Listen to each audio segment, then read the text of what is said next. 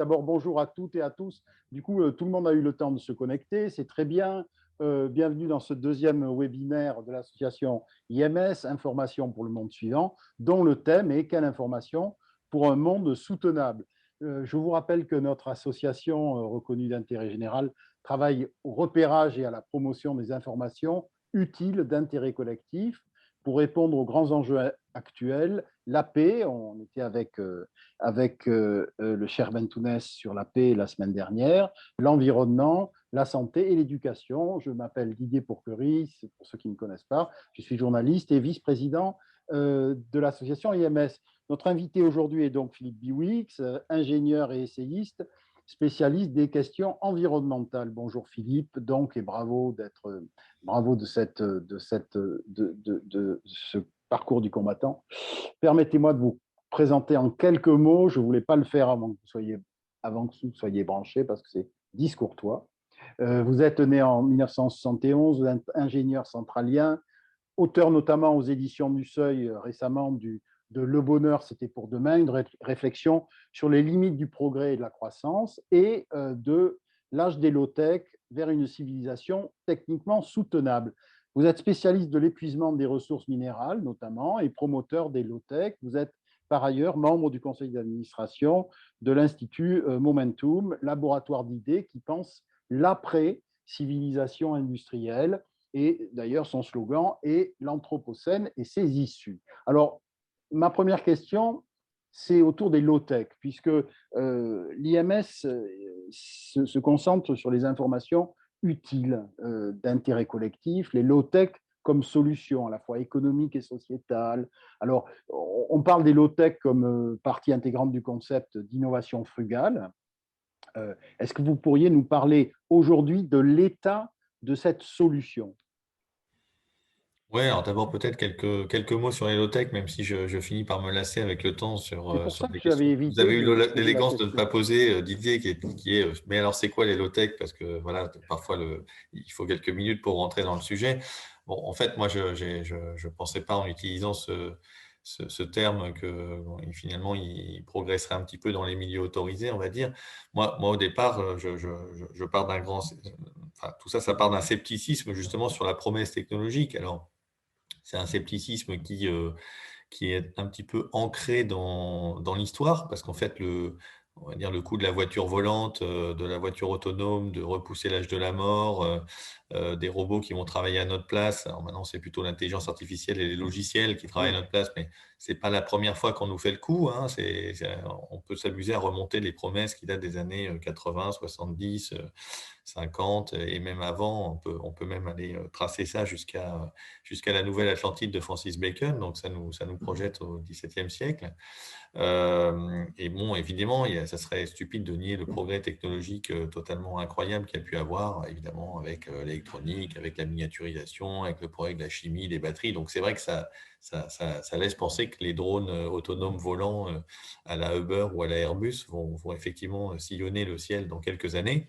Puis en fait, souvent, ça va un petit peu moins vite finalement que les espérances et les envolées des éditorialistes ou des commentateurs, hein. Et il y a plein de raisons à ça, mais finalement, Heu, ça me fait penser, il y avait un article dans Le Monde, je ne sais pas si c'est daté d'hier ou d'avant-hier, de Jean-Baptiste Fressoz, historien, qui exhumait des promesses de la civilisation hydrogène, qui dataient de oui, début des années 70 en disant: «Ça y est, on y est, on y va», et c'est exactement dans les mêmes termes. Il y avait déjà l'aviation hydrogène, il y avait déjà, l'hydrogène produit par électrolyse ou autre de l'eau ou de l'eau de mer, enfin bon.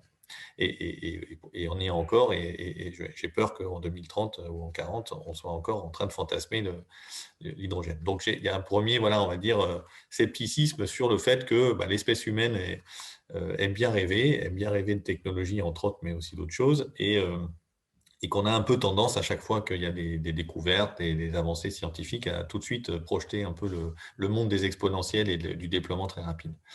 Et puis, de manière plus concrète, qu'est-ce qui me rend un petit peu sceptique sur la question de la promesse technologique, de la promesse des high-tech et des smart cities, des voitures autonomes qui vont optimiser les déplacements et permettre de covoiturer, et puis du numérique qui va tous nous rendre très partageurs et nous faire rentrer dans un monde de la dématérialisation quelque part, hein, du découplage entre la croissance économique et la consommation de matière, les émissions de CO2, qui elles doivent évidemment baisser. Bien, il y en a essentiellement 4, on va dire. La première, c'est la question des ressources. C'est un petit peu Oui, mon c'est votre ADN, hein. Je ouais. viens de là, c'est-à-dire le fait que le déploiement technologique et de technologies plus complexes, plus électroniques, les énergies renouvelables, alors ça dépend évidemment de chacune des technologies, mais tout ça, ça embarque des ressources minérales, des ressources non renouvelables plutôt plus rares et potentiellement plus difficiles à recycler, parce qu'en fait, plus un objet est complexe, plus il est physiquement difficile à recycler. Et aujourd'hui, il y a une bonne trentaine de métaux sur la soixantaine de métaux qu'on utilise dans notre monde industriel qui sont recyclés quasiment à 0%, enfin moins de 1% à l'échelle mondiale, donc c'est très complexe. Et donc, finalement, est-ce que on fantasme pas un monde du futur très, très technologisé, mais finalement basé sur une exploitation minière qui, elle, par essence, est pas très durable. Alors, à moins d'aller penser aller dans les astéroïdes et je ne sais pas quoi, mais c'est encore une autre problématique qui nous emmènerait peut-être un peu trop loin. Bon. Le deuxième sujet, c'est l'aspect un peu systémique de tout ça. C'est-à-dire que finalement, on est souvent à regarder des solutions. Alors d'abord, le débat, il n'est pas facile. On y verra peut-être tout à l'heure sur la Mmh. question un peu du traitement médiatique de tout ça, mais on a tendance évidemment à simplifier. Il n'y a souvent pas beaucoup de temps pour discuter de tout ça. Et donc, on prend des solutions. Alors, ça peut être les éoliennes. En ce moment, c'est ça. Ça peut être la voiture électrique. Ça peut être, alors, on est pour, on est contre, je ne sais pas quoi. Et souvent, en fait, les promesses qui sont liées, c'est très difficile de prendre l'ensemble des composantes à la fois sociales et techniques d'ailleurs, d'un déploiement d'une nouvelle solution, d'une nouvelle technologie. Et que finalement, on voit parfois des avantages possibles, mais on ne voit pas forcément l'arrière-cour et le fait qu'il va y avoir peut-être de la consommation ailleurs et des impacts négatifs ailleurs. Donc la voiture électrique, eh ben, elle est peut-être super, dans le centre-ville où elle ne va pas émettre de polluants. Et puis, bah, à l'autre bout, il faut voir comment est faite la batterie, il faut voir comment est Exactement. rechargée la voiture, etc. Et donc, quand on prend l'ensemble du système, et c'est vrai en particulier, je pense, pour la Smart City, pour la voiture autonome, un peu pour ce monde technologisé de demain, un peu à base de cinquième génération de téléphonie mobile ou de 5G ou de 6G même, à partir de 2030, eh bien, il y a aussi derrière le Mmh. coût des data centers, le coût de la production des données, le coût de tout ça et finalement, est-ce que le rapport coût-bénéfice, dire les économistes, est vraiment valable? Troisième contrainte, ou indice de suspicion, c'est l'effet rebond. C'est-à-dire que Ah malheureusement, oui. toute l'histoire technologique de l'humanité a consisté à avoir des solutions de plus en plus efficaces, c'est vrai, les moteurs sont de plus en plus efficaces, nos isolants dans les maisons sont meilleurs, le numérique, évidemment, permet des choses incroyables et aujourd'hui, vous avez sur un disque dur bien plus qu'il y a 10 ans et puis une puissance de calcul dans un simple téléphone qui dépasse de très, très, très, très loin ce qu'il a fallu pour aller sur la Lune il y a quelques décennies, bien entendu. Mais du coup, au lieu d'aller chercher cette efficacité technique et technologique pour réduire la facture environnementale globale, en fait, on va développer plutôt Ouais. la consommation et du coup, les voitures sont plus efficaces, mais elles sont plus lourdes et plus confortables, ou on va faire plus de kilomètres si elles consomment moins.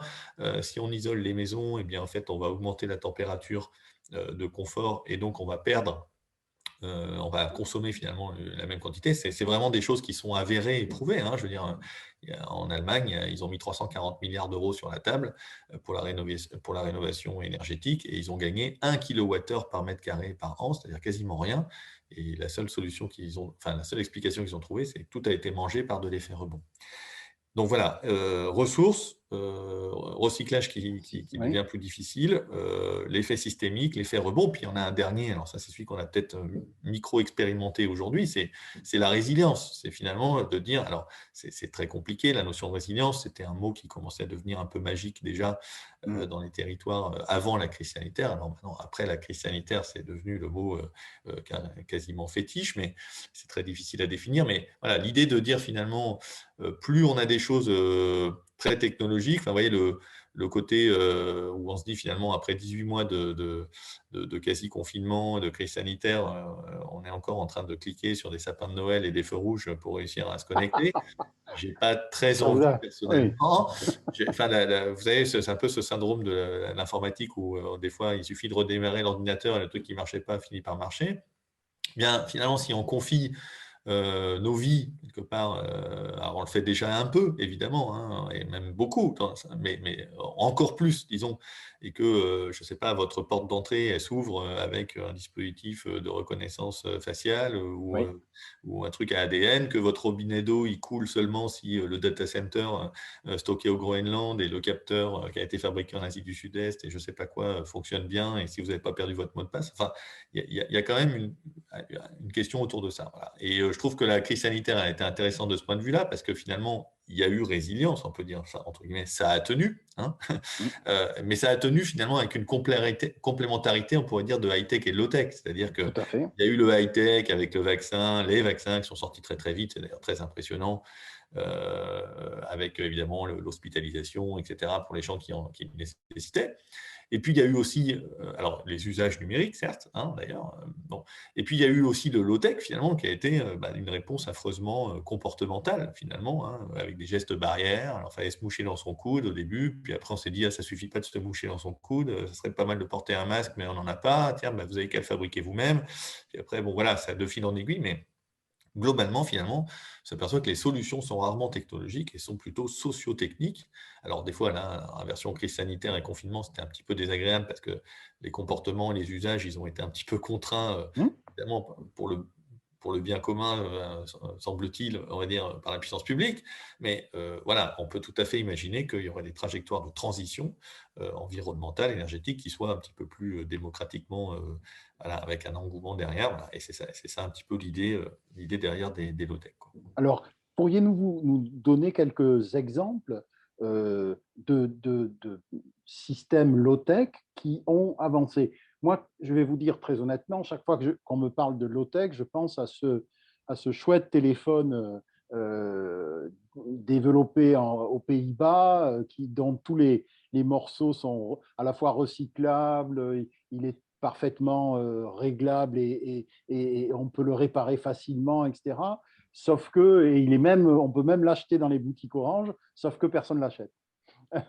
Parce que je ne sais pas quoi, peut-être parce qu'il n'y a pas le Fairphone, peut-être parce qu'il n'y a pas toutes les applis qu'il y a sur les autres, j'en sais rien. Mais en tout cas, ça montre que ça a avancé.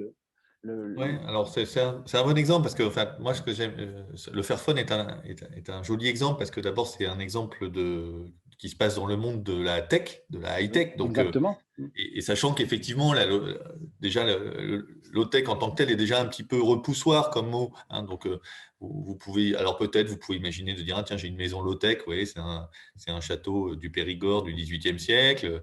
Vous pouvez peut-être dire, on pourrait peut-être monter dans une voiture low-tech à condition que ça freine bien. Bon, ok, pourquoi pas, ça serait une voiture qui serait un peu dépouillée de toutes ces fioritures électroniques et des rétroviseurs qui ont des petits moteurs, puis du coup, quand vous faites casser le rétroviseur, ça coûte beaucoup plus cher de le remplacer, je ne sais pas quoi, donc il peut y avoir des choses comme ça, mais c'est vrai que personne n'a trop envie de monter dans un avion low-tech, et puis alors un ordinateur low-tech, qu'est-ce que ça pourrait bien être, quoi. Bon, et donc le Fairphone, il est intéressant parce que voilà, pour moi, le low-tech, c'est plutôt une démarche, en fait, plutôt que de dire, il n'y a pas des objets low-tech, des objets pas low-tech, des systèmes D'accord. low-tech, systèmes low-tech, parce que de toute manière, même, vous voyez, le vélo, bah, c'est un truc qui est finalement, c'est très low-tech, quoi. C'est super, c'est réparable, c'est durable, ça ne consomme pas de ressources, c'est facile de comprendre comment il est en panne, donc il y a une logique d'autonomie hein, au sens De un peu réparation, oui. voilà, technologie conviviale. Bon, mais en fait, c'est hyper high-tech à fabriquer un vélo. C'est la folie. D'ailleurs, on s'est aperçu qu'ils étaient fabriqués pour partie à l'autre bout du monde.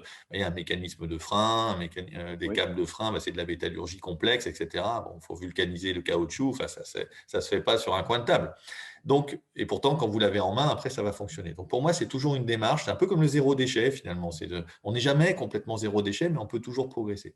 Et une démarche qui va dans la logique de sobriété, donc Voilà. d'économie à la source, dans une logique d'éco-conception au sens vraiment de faire des objets qui soient durables, réparables, qui soient in fine, en fin de vie, plus facile peut-être, plus modulaire, plus facile à démanteler, plus facile à démonter et donc plus facile à recycler derrière. Et puis aussi une question du techno-discernement, c'est-à-dire de dire: Exactement. Mmh. «Ah oui, il y a des high-tech, c'est super, quand vous passez sur la table du chirurgien, s'il a un robot qui l'assiste et que ça aide le truc, bah, c'est quand même plutôt sympa». J'ai pas de problème avec la reconnaissance faciale, pour qu'il aide le radiologue à interpréter une radio, je ne sais pas. Voilà, puis après, bah, vous avez aussi d'autres choses où au contraire, la technologie finalement, elle est dispendieuse et un petit peu stupide et à ce moment-là, on utilise des précieuses ressources pour pas grand-chose. Donc le Fairphone, je trouve ça sympa parce qu'eux sont exactement ils sont dans une démarche. C'est-à-dire qu'en fait, il n'est pas entièrement recyclable, il n'est pas entièrement Mmh. équitable, loin de là. Pourquoi? Parce que en fait, quand vous en fabriquez 100 000 par an et que vous allez voir, les fabricants, en Chine qui en fabriquent des dizaines de millions ou des centaines de millions par an et que vous dites: «Ah bah, moi j'aimerais bien que vous payiez un petit peu mieux mes ouvriers, puis moi j'aimerais bien que cette pièce-là, elle soit» bah, c'est très, très difficile et très, très long. Donc ils avancent en fait sur le sujet. Donc c'est des gens qui ont démarré, pour éviter des minerais de conflit, hein, Oui, c'était c'est récupéré ça, oui. dans l'Afrique des Grands Lacs. Alors, il y avait le fameux coltan, c'est du Mmh. tantal qui sert dans les microcondensateurs. Il y avait l'or, il y avait le tungstène. Le tungstène, ça sert dans les vibreurs notamment. Et puis, il y en avait un quatrième, c'était l'étain, qui sert à faire la brasure électronique, enfin les soudures électroniques. Vous Mmh. voyez les petits points, Tout à fait, oui. gris sur les cartes électroniques vertes, là, voilà, c'est de l'étain. Et ces 4 métaux-là étaient, entre autres, récupérés dans l'Afrique des Grands Lacs, c'est toujours un peu le cas, et donc ça alimentait les seigneurs de guerre, etc. Donc c'est parti de ça, c'est parti de ce côté équitable. Et puis ensuite, de fil en aiguille, voilà, ils ont très très vite, ils se sont dit, mais en fait, notre problème, c'est pas un problème d'éviter d'utiliser de nouvelles matières premières qui ont du sang sur elles. C'est d'abord de faire un téléphone qui soit durable, parce que finalement, le premier levier, c'est pas changer son téléphone tous les 18 ou 24 mois. Donc ils sont partis de ça et aujourd'hui, ils ont des travaux pour lutter, contre l'obsolescence entre les logiciels, et le hardware. Parce qu'en fait, eux, le Exactement, hardware, oui. ils l'ont fait durable, mais mais c'est les applis maintenant qui montent Exactement. dessus, qui ne sont pas contrôlées par eux évidemment, qui peuvent ne pas être durables ou alors c'est Qualcomm qui, va changer son modèle de puce. Enfin, c'est tout à fait, intéressant et en fait, voilà, ils avancent, de fil en aiguille. Alors je ne sais pas si ça se vend pas en fait parce que alors nous, il se trouve que moi je suis, directeur général, donc numéro 2 dans une boîte, d'à peu près 1000 personnes, et on vient de passer, à Fairphone et donc on va, au fur et à mesure équiper l'ensemble de Ah, c'est bien ça, nos c'est une collaborateurs de Fairphone. bonne Alors c'est vrai que ça information. alors donc ça va faire, j'imagine si je dis que la durée moyenne actuelle des téléphones dont sont dotés nos collaborateurs, c'est allez 3 ans, peut-être 3 4 ans. Bon voilà, on va remplacer en l'espace peut-être de 2 3 ans l'ensemble des téléphones par des Fairphone. Alors c'est pas parfait, on aurait voulu, imaginer aussi d'autres solutions, qui pouvaient être, sur des questions par exemple de matériel occasion. Mais voilà, dans le cadre, disons, d'un univers d'entreprise avec des questions d'antivirus ou autre, c'était un petit peu compliqué. Et puis d'avoir des modèles qui auraient tous été différents parce que trouver 300 modèles chaque année ou 200 modèles, je ne sais pas, du même type exactement, c'était difficile. Donc on a fait affaire avec Fairphone et c'est pas un téléphone il est légèrement plus cher, effectivement. Mais en fait, si vous dites que vous l'amortissez sur plus de temps, eh bien en fait, Bien sûr. voilà, finalement, c'est pas plus cher. Et puis bon, voilà, c'est une manière aussi de jouer ce que j'appelle moi le pouvoir prescriptif, c'est-à-dire de soutenir par les achats. Alors ça peut être les achats publics, ça peut être les achats privés. Bon, nous, on est une boîte de privée, mais qui appartient au public, hein, c'est une filiale de la SNCF. Bon. Et du coup, voilà, on essaye de soutenir et puis on se dit, bah, le jour où peut-être ça va donner envie, peut-être, je ne sais pas, d'avoir quelqu'un qui sortira un ordinateur, un fer, je ne sais pas quoi, Oui. voilà, c'est ce genre de choses-là. Mais c'est une démarche qui est intéressante, voilà, parce qu'ils savent qu'ils ne sont pas parfaits, mais ils essayent de tirer dans le bon sens. Alors, on a bien compris, Philippe Biwix, que le low-tech, c'est aussi une démarche, c'est aussi un mélange de sociétal, de comportemental et de technologie. C'est aussi une réflexion en cours, c'est-à-dire une réflexion sur de quoi j'ai vraiment besoin, sur notre propre frugalité ou pas, hein. Mmh. Alors, quand on voit ça, on se dit quel type d'infos, quel type de médias, quel type d'information il faut en face pour que ça soit utile. Parce que classiquement, enfin moi ça fait 40 ans que je dirige des journaux, on est toujours dans le spectaculaire. Vous parliez de l'hydrogène, voilà, l'hydrogène c'est le spectaculaire, ça fait rêver. Quel type de, enfin ça fait rêver ou pas, j'en sais rien, mais Oui, en oui, tout enfin, en cas, tout cas, c'est, quel type d'infos je vais la troisième question que je voulais poser, je voulais la poser en fait avant. Comment vous vous informez? D'ailleurs, c'est une information, c'est une question que je poserai dorénavant à toutes les personnes qui viendront à notre webinaire. Qu'est-ce que vous lisez? Comment vous vous informez?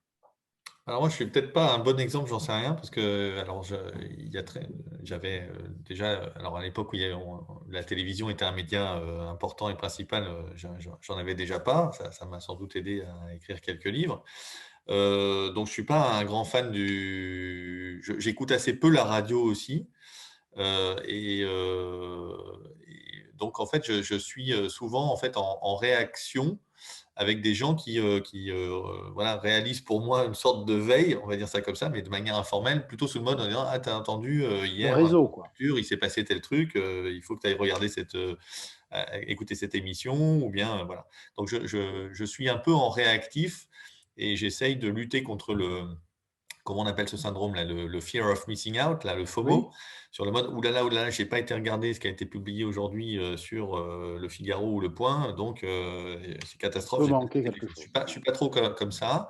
Donc en fait, j'ai plusieurs types d'informations. Donc j'aime bien le temps un peu long déjà, donc j'avoue que je lis des essais, je lis des dossiers, je lis des rapports, officiels, je lis, quelques articles scientifiques, voilà, un peu ça, c'est plutôt pour on va dire pour la veille générale, peut-être pour ça, bah, sur les sujets, d'intérêt pour moi.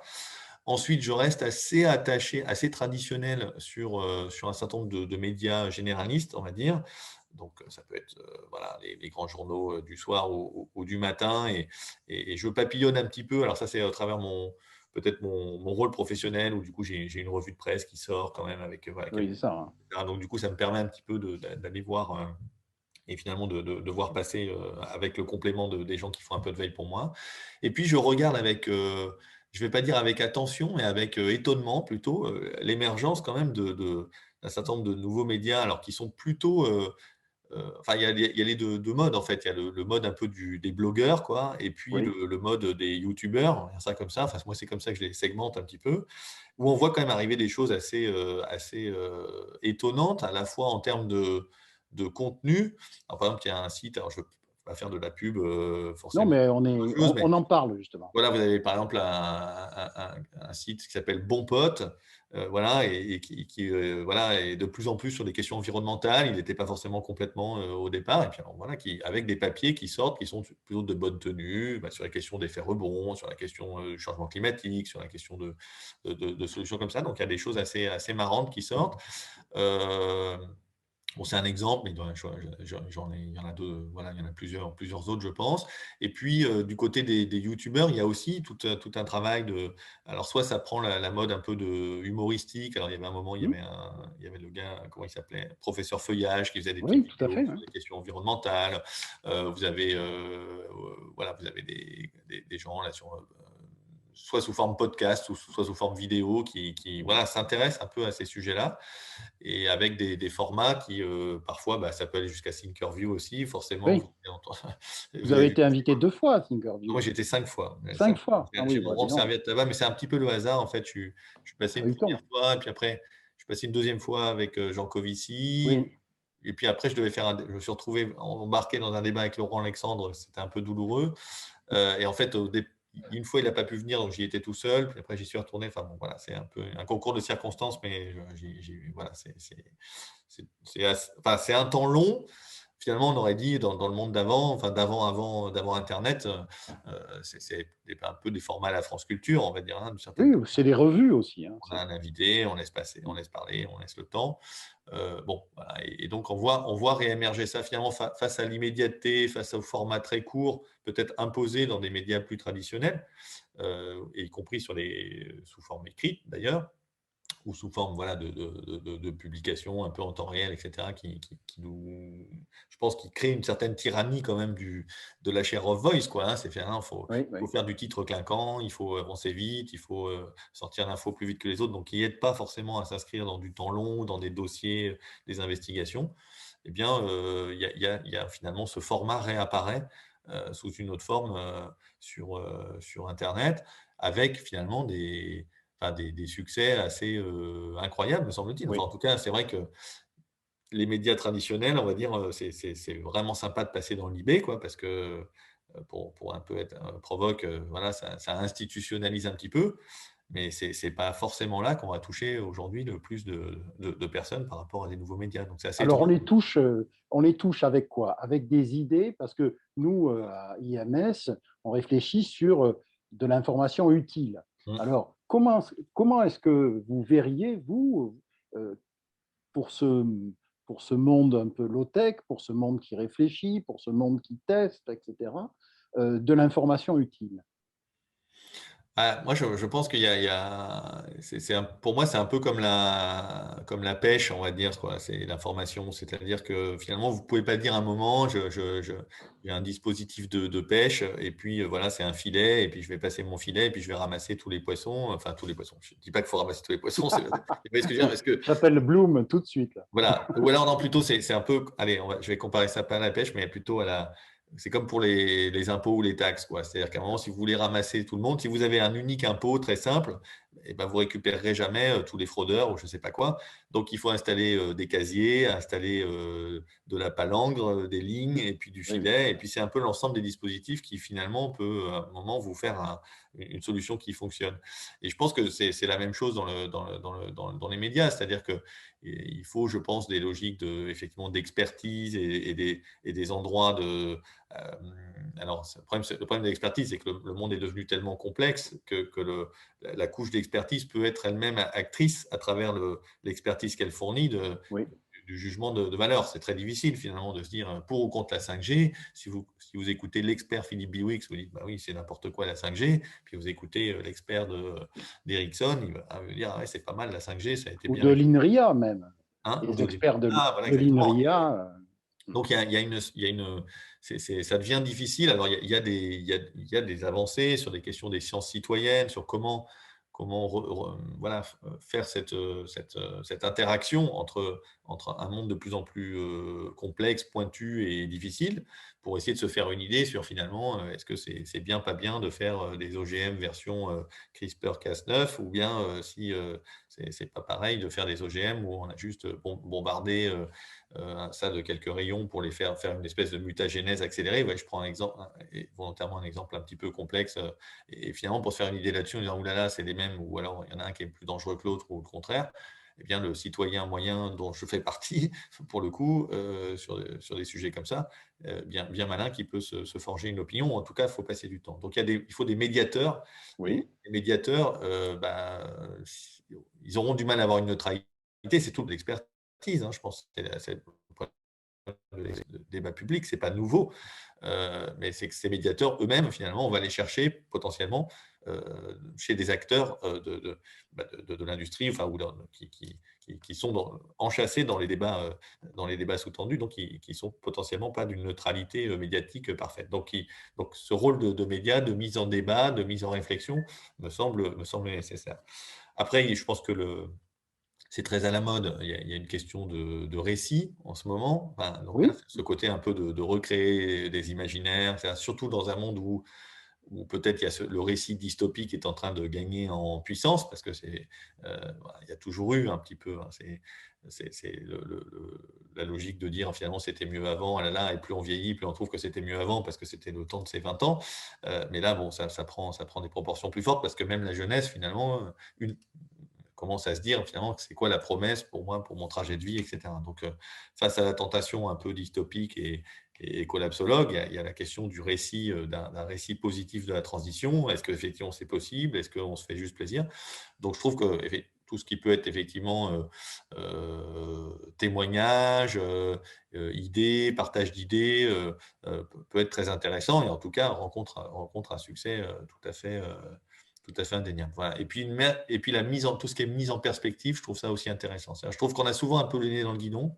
Je trouve qu'on a souvent on a tendance, l'espèce humaine, là, pour le coup, historiquement, à remettre un peu toujours le couvert et à réinventer des débats, enchâssés dans une génération, mais finalement qu'on a déjà eu une génération ou deux générations ou trois générations avant, ça ne se voit pas. Moi, dans Le Bonheur était pour demain, je me suis amusé comme ça à remonter Oui. un peu la question, ce débat entre progrès technologique. Le progrès technologique va-t-il nous sauver ou pas? Et en fait, on s'aperçoit que c'est au moins les années 50, voire avant. Donc, c'est quand même assez interpellant de dire qu'on est exactement dans les mêmes termes du débat que depuis les années 50. Et Dieu sait que des choses, il s'en est écrites depuis. Et donc, je trouve qu'à chaque fois qu'un média peut remettre un petit peu de perspective historique, de temps long, de lenteur, d'une certaine manière, je trouve que c'est intéressant. Alors après, c'est un format qui est exigeant aussi parce que ça réclame à ce moment-là aussi un peu de temps long et de lenteur dans l'absorption de l'information, quoi. Quand vous avez, je voudrais vous poser une question sur l'Institut Momentum. Euh, Quand vous produisez des rapports, alors il y a eu un rapport qui a été très cité il y a quelques années, parce que c'était l'Île-de-France en 2050. Hein, c'est bien ça. Hein, bon, ça a été c'était presque de la matière journalistique. C'était le récit dont vous me parliez à l'instant, mais dans d'autres travaux, etc., on a l'impression justement que il y a beaucoup de gens qui tirent des sonnettes d'alarme en permanence. Et puis, et puis quoi? Et puis, qu'est-ce qu'on raconte? Je prends ma casquette de journaliste, là. Qu'est-ce que je raconte, là? Moi, dans The Conversation donc, que je dirige, je raconte de la science, de la recherche et de la science peut-être en train de se faire. Mais quand on me dit il y a un risque d'effondrement, qu'est-ce que je raconte? Qu'est-ce qu'il y a à raconter sur l'effondrement? Ouais, sur alors bon, la notion d'effondrement, elle fait débat, hein, non, donc y Oui, je compris au sais. sein de l'Institut Momentum. Moi, je suis pas le plus effondriste, je suis même le moins effondriste probablement de l'Institut Momentum, parce qu'il y a des figures effectivement comme Yves Cochet, qui pour le coup sont beaucoup plus violents, si je puis dire, sur cette question-là. Le rapport, juste en deux mots pour plaisanter sur le rapport biorégion, enfin, sur Oui, l'Île-de-France en 2050, c'est qu'il y avait un peu ces deux volets-là. Il y avait un volet qui était quasi artistique, en fait, et alors ce qui avait fait beaucoup jaser, je crois que c'était l'aéroport d'Orly qui oui. avait été rendu aux oiseaux qui a été transformé en atelier de fabrication et de réparation de vélos. Et puis il y a des moutons qui se baladent et tous les avions ont été arrêtés. Et ce qui est très rigolo, c'est que finalement, on a vécu pendant le confinement cette espèce, en tout cas en équivalent acoustique, ça s'est passé pour de vrai pendant une espèce de temps figé. C'était rigolo.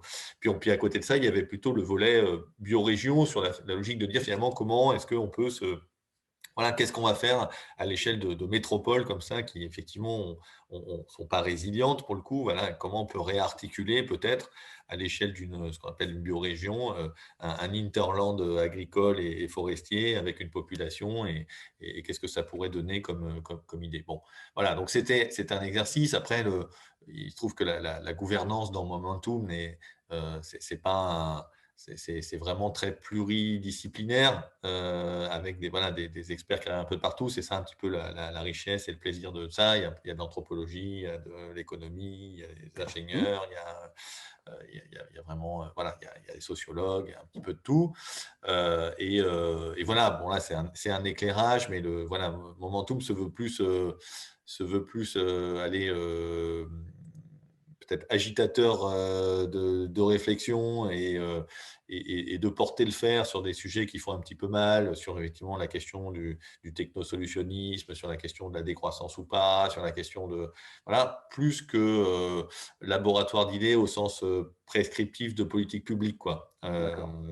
On n'a pas... c'est pas un pas qui a été sauté, c'est-à-dire que Momentum ne serait pas en capacité, je ne sais pas, à absorber la charge ou l'idée de dire que voilà, je sais pas, un candidat en 2022 dirait moi je veux que je vais m'appuyer sur Momentum pour écrire mon programme politique, voilà, ça serait pas possible, quoi. Bon. Donc qu'est-ce qu'on fait de ce genre de récit? Bah, pour moi, c'est de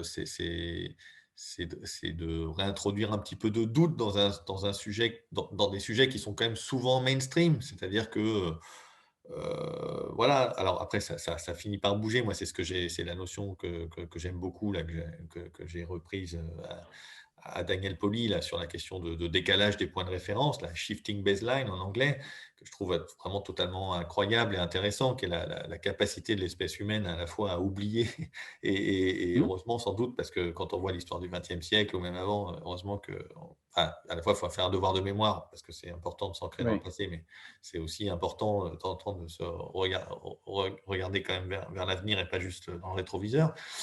Mais aussi la capacité à évoluer dans ces référentiels, y compris culturels, moraux. Enfin, pensons, je ne sais pas, au mouvement MeToo, pensons à la question du racisme, à la question des inégalités, de genre. Enfin, voilà, il y a plein de choses où on se dit: «Putain, si on regarde, il y a 15 ans, comment était traité tel ou tel sujet, par rapport à aujourd'hui, on a fait du chemin». Donc les choses bougent à la fois lentement et très vite et je pense que c'est vrai aussi sur les questions environnementales et donc finalement, on part pour moi quand même, même s'il y a peut-être quelques envolées d'éditorialistes ici et là, très anti-décroissance, très anti je ne sais pas quoi, et les Amish, bien sûr, et je vous passe tout ça.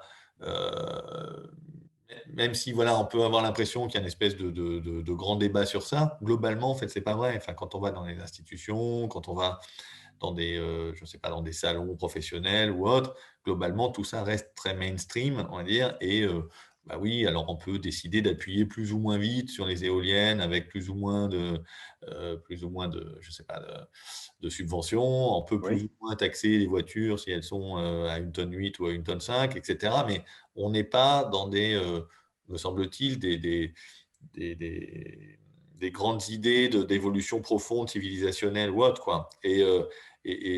Alors que finalement, c'est ça qu'il faudrait, parce que c'est bien tout mon propos, mais je suis bien sûr pas le seul, et surtout, il y avait des gens qui le disaient avant moi, et j'espère qu'il y aura des gens qui le diront après moi, c'est que voilà, si on veut vraiment se réinscrire dans les limites planétaires, l'évolution, elle est bien plus profonde que quelques petites évolutions technologiques sur le mode on va vous remplacer votre chaudière à fioul et pour le reste, et puis votre voiture électrique.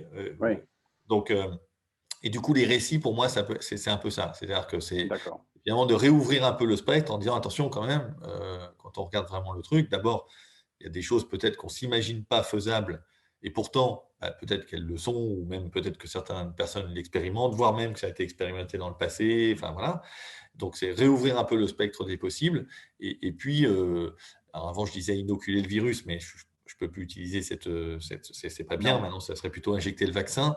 Voilà, de se dire: «Attention, une petite piquouse sur le mode, mais vous laissez pas faire quand même» parce que Mmh. derrière justement ce discours peut-être très technocrate, voilà, très économiste, classique, si je puis dire, Mmh. sur, Oui. voilà, vous inquiétez pas, il y a des ingénieurs et des techniciens en blouse blanche qui vont vous aider et qui vont s'occuper de tout ça, circulez bonnes gens. Ben non, il y a une réappropriation citoyenne à avoir et je trouve que c'est intéressant d'essayer de porter le débat sur ça, quoi. Réappropriation citoyenne, important ça. Mmh. On travaille beaucoup, c'est notre propos Mmh. ici de penser à ça. Je note en synthèse parce que là, on arrive à la à l'issue de notre rendez-vous. Je note, ces concepts de récit, mais aussi, ce que vous disiez sur, aller chercher des témoignages parce que quand même le journaliste, et le producteur d'information, ils sont là pour Bien sûr. aller chercher, des choses qui ont du sens, qui fonctionnent, qui font réfléchir et bien sûr à raconter des récits par ailleurs, mais c'est 2 choses différentes et c'était important, je pense que de vous entendre, faire la différence là-dessus. Aussi cette question, qui sous-tend tout ça, qui est la question du doute. C'est-à-dire avoir, un regard critique, un esprit critique heu, sur ce qui se dit, et ce qui décide puisque finalement, je prends l'exemple de la 5G. La 5G, il n'y a pas eu de débat et voilà et on a maintenant, on pourrait organiser un débat, mais il aurait c'est intéressant, mais il n'y aurait pas tellement de propos puisque la 5G est là. Le coup est parti, ouais. Mmh. Voilà, c'est pas le coup est parti, exactement. Peut-être que pour la 6G de 2030, il faudra y réfléchir. Voilà. Écoutez, je vous remercie vraiment de nous avoir consacré ce moment d'échange. c'est important pour nous d'avoir des points de vue différents. Merci aussi de nous avoir raconté comment vous vous informez, parce que c'est un point qu'on demande, nous, à nos amis, aux membres d'IMS. Comment vous vous informez et quelles sont les choses qui vous intéressent, qui vous semblent utiles, justement. Moi, ça m'intéresse toujours d'avoir ce genre de retour. Votre propos sera sur le site IMS sous forme de YouTube. Et puis, merci à tous, merci donc à vous, Philippe Biwix, merci à tous d'avoir été avec nous pendant ce webinaire. C'est très chouette de voir qu'il y a des gens d'Afrique, il y a des gens qui nous ont rejoints de tout un tas d'endroits. Et ça, c'est le propos aussi, et c'est la force d'IMS, d'avoir un vrai réseau mondial et un réseau nord-sud, hein, avec des gens qui réfléchissent à Très important. l'information aussi bien à Kinshasa qu'à Marseille. Et donc, merci à tous et à bientôt, Philippe. Alors, puisqu'on on est amené à se croiser régulièrement sur des tables Absolument. rondes et des choses comme ça. Merci Merci encore beaucoup. et désolé pour ce débat un peu qui a commencé un peu de Ah, manière… c'est moi qui suis vraiment navré, mais voilà, je pensais que ça allait marcher tout seul et non, la technique s'est Ah ben vengée. non, il y a des choses qui ne marchent pas tout seul quand même. Merci Philippe, au revoir et Merci. merci à À très tous. vite. Bon courage à tous et à toutes. Au revoir.